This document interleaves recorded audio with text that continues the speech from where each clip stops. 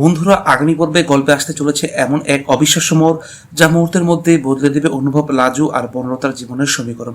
গল্পের শুরুতে দেখা যায় ছাদের উপর ঘটে যাওয়া ভয়ঙ্কর ঘটনার পর লাজু ভারসাম্য হারিয়ে নিচের দিকে পড়ে যায়, কিন্তু ভাগ্যের জোরে সে সরাসরি নিচে না পড়ে ছাদের নিচের তলায় একটি লোহার রেলিংয়ে শক্ত করে ধরে ঝুলে থাকে। দুই হাত দিয়ে প্রাণপণে রেলিং আঁকড়ে ধরে বাঁচার চেষ্টা করতে থাকে সে। ভয়ে তার পুরো শরীর কাঁপতে থাকে। নিচের দিকে তাকাতে সে বুঝতে পারে হাত ফসকে গেলেই বড় দুর্ঘটনা ঘটতে পারে। কাঁদতে কাঁদতে সে সাহায্যের জন্য ডাকতে চাইলেও আতঙ্কে তার গলা দিয়ে ঠিকমতো শব্দ বের হয় না। অন্যদিকে ছাদের উপর দাঁড়িয়ে থাকা অনুভব নিচে তাকিয়ে কিছুই দেখতে পায় না। সে ভাবে বসে লাজু হয়তো নিচে পড়ে গেছে। আতঙ্কে তার মাথা কাজ করা বন্ধ করে দেয়।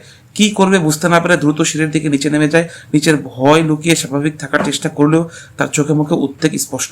বাড়ির ভেতরে ঢুকে সবাই যখন তাকে অনুষ্ঠানে যোগ দিতে বলে তখন অনুভব জোর করে হাসার চেষ্টা করে, কিন্তু বারবার তার চোখ ছাদের দিকেই চলে যায়। তার মানে একটাই প্রশ্ন ঘুরতে থাকে, তাহলে কি ঘটেছে? এদিকে কিছুক্ষণ পর বনলতা বাইরের নিচতলা বারান্দায় এসে দাঁড়ায়। হঠাৎ তার নজর যায় রেলিং এর বাইরের দিকে।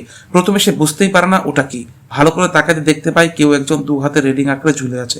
বনলতার বুক থরফর করে ওঠে। সে চিৎকার করতে গিয়েও হঠাৎ থেমে যায়। আরো একটু ঝুঁকে তাকাতেই সে বিস্ময়ে বলে ওঠে, লাজু। লাজু দুর্বল গলায় বলে, বনলতা আমাকে বাঁচাও, আমার হাত আর ধরে রাখতে পারছে না। এক মুহূর্ত দেরি না করে বনলতা দৌড়ে আবার ছাদে উঠে যায়। সেখান থেকে রেলিং এর উপরে ঝুঁকে লাজুর দিকে হাত বাড়ায়। সে ধীরে গলায় বলে, লাজু তুমি ভয় পেও না, আমার হাতটা শক্ত করে ধরো, আমি তোমাকে কিছুতেই ছেড়ে দেবো না। লাজু শেষ শক্তিটুকু দিয়ে বনলতার হাত ধরে। বনলতা নিজের সমস্ত শক্তি দিয়ে তাকে উপরে টেনে তোলার চেষ্টা করে। কয়েক মুহূর্তের কঠিন চেষ্টার পর অবশেষে লাজু নিরাপদে ছাদের উপরে উঠে আসে। উপরে উঠে লাজু কান্নায় ভেঙে পড়ে। শ্বাস নিতে সে মাটিতে বসে যায়। বনলতা তাকে জড়িয়ে ধরে শান্ত করার চেষ্টা করে। কিছুক্ষণ পর বনলতা ধীরে ধীরে বলে, আজ তুমি দ্বিতীয় জীবন পেয়েছো। যাই ঘটে থাকুক, এখন কোনো তাড়াহুড়া করে সিদ্ধান্ত নেব না, আগে নিজেকে সামলাও। লাজুর চোখের জল মুছে বনলতার দিকে তাকিয়ে বলে, আজ তুমি না থাকলে আমি হয়তো বাঁচতাম না। এই ঋণ আমি কোনোদিন শোধ করতে পারবো না। বনলতা শান্ত কণ্ঠে উত্তর দেয়, ঋণের কথা বলো না। মানুষের জীবন সবচেয়ে বড়, কিন্তু আজ যা ঘটেছে তার সত্যিটা একদিন না একদিন সামনে আনতেই হবে। ঠিক তখনই নিচে থেকে অনুভবের কণ্ঠে ভেসে আসে। সে লাজুকে খুঁজতে শুরু করছে। বনলতা দ্রুত লাজুর দিকে তাকিয়ে বলে, এখনই নিচে যেও না, আগে তুমি শান্ত হও, তারপর আমরা ঠিক করবো কিভাবে সবার সামনে সত্যিটা বলা যাবে। লাজু সম্মতি জানায়, কিন্তু তার চোখে মুখে এখনো আতঙ্কের ছাপ স্পষ্ট। অন্যদিকে অনুভব বুঝতেই পারে না যাকে সে মৃত ভেবেছিল সে লাজুই কয়েক হাত দূরে জীবিত অবস্থায় আছে। পর্বের শেষ দৃশ্যে দেখা যায় ছাদের এক কোণে দাঁড়িয়ে লাজু দূর থেকে অনুভবের দিকে তাকিয়ে থাকে। তার চোখে জল, মুখে গভীর দ্বিধা।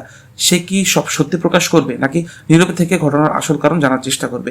এই ঘটনার পর অনুভব, লাজু এবং বনলতার সম্পর্কে কোনো নতুন মোড় নেবে? সত্য প্রকাশ পেলে চ্যাটার্জি বাড়িতে কি ঝড় উঠবে? এইসব প্রশ্নের উত্তর মিলবে আগামী পর্বে। ভিডিওটি ভালো লাগলে একটি লাইক করুন, কমেন্টে জানান আপনার মতে লাজুর কি সঙ্গে সঙ্গে সব সত্যি বলে দেওয়া উচিত, নাকি আগে পুরো ঘটনাটা বোঝার চেষ্টা করা উচিত। এমন আরও নতুন আপডেট সবার আগে পেতে আমাদের ইউটিউব চ্যানেলটি সাবস্ক্রাইব করতে ভুলবেন না।